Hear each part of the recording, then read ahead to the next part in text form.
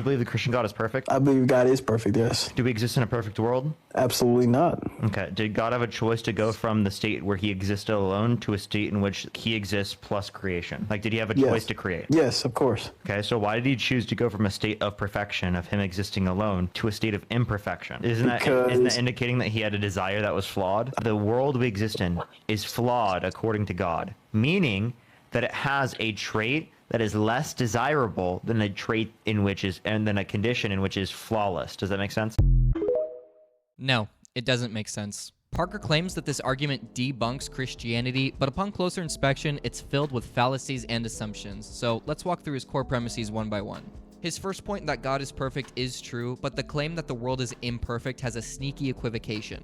Parker assumes the world we exist in today is the same as what God created, but that's not what Christians believe. Creation was initially very good, according to Genesis 1:31, and it wasn't until man sinned that it became what Parker would call imperfect in Genesis 3.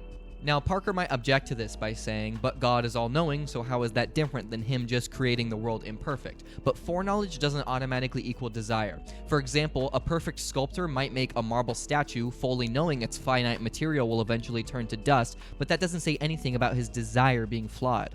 Parker's second major point is essentially that it's logically incoherent for a perfect God to create a world that will eventually become imperfect, but that's a total non sequitur. The conclusion doesn't follow from the premise. God allowing an imperfect world for things like free will and greater good is a plausible explanation. Sure, it can't be proven, but the fact that it's even possible undermines the idea that the Christian God is logically incoherent. For Parker's argument to work, he'd have to prove the universal negative that a perfect God could never allow imperfection, which, spoiler alert, he doesn't do.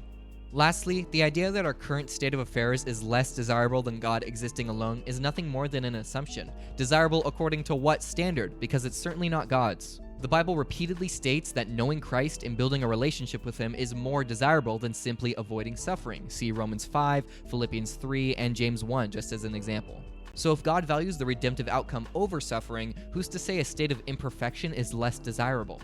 Needless to say, if Christianity can't be debunked in 2,000 years, it certainly won't be by Parker in 30 seconds. Thank you for watching.